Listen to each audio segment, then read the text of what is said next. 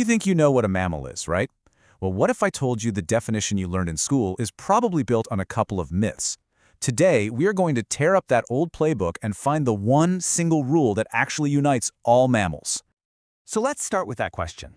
What really, truly defines a mammal? I mean, what's the one thing that separates a whale from a lizard or you from a frog? Go ahead, think of an answer. Whatever just popped into your head, there's a pretty good chance it's wrong.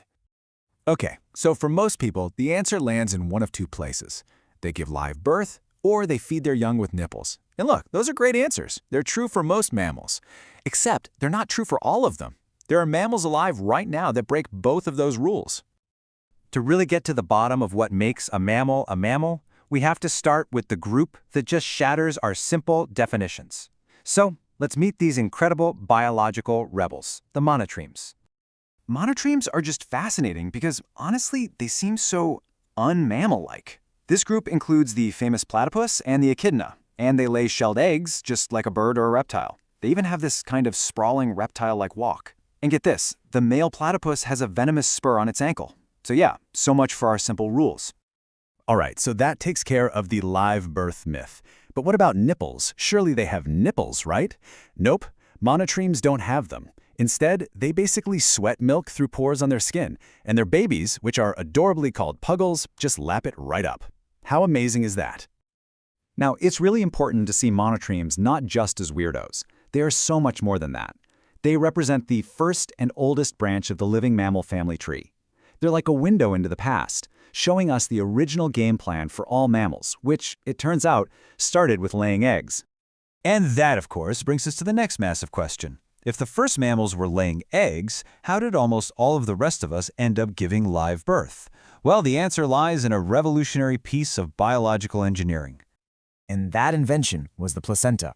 This absolutely incredible temporary organ let an embryo stay safe inside the mother, getting all its food and oxygen right from her blood. This innovation was such a game changer that it sparked the evolution of the other two major mammal groups. So the first group to run with this new invention were the marsupials. We're talking kangaroos, koalas, opossums, you know them. They evolved a placenta, but their whole strategy, their whole philosophy for how to use it was completely different.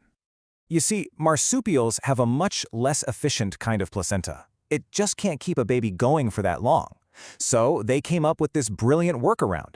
Have a super short pregnancy, get the baby out, and then do all the hard work of raising it on the outside. It's a trade-off. Less time pregnant, but way more time nursing, usually in a pouch. And when I say super short pregnancy, I am not exaggerating. A newborn kangaroo, after only about a month inside its mom, is barely half an inch long. Just try to picture that. A baby kangaroo is born the size of a single jelly bean. It's pink, it's blind, it's completely helpless, and it has to make this epic journey all the way to the pouch to finish developing. Now compare that to a newborn deer, a placental mammal, which is up on its feet, walking within just a few hours. Two totally different approaches. And that brings us to the third and final group, the placentals. This is our team. This is us, and everything from mice to blue whales. We're the group that took the placenta and basically perfected it.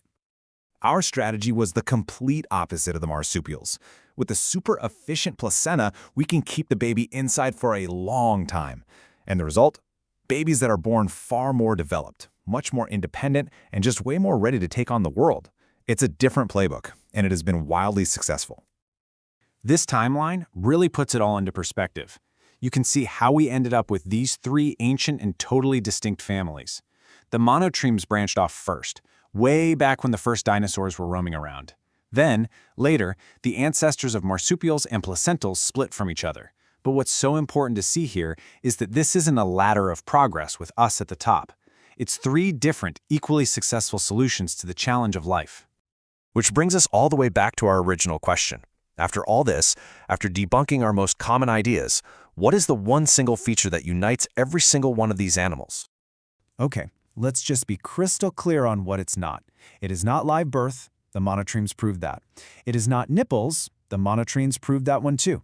And it's not having one specific kind of placenta. So what is left? It's the mammary gland, the ability to produce milk. That is the one single unifying trait of all mammals. It is the very feature that gives the class Mammalia its name.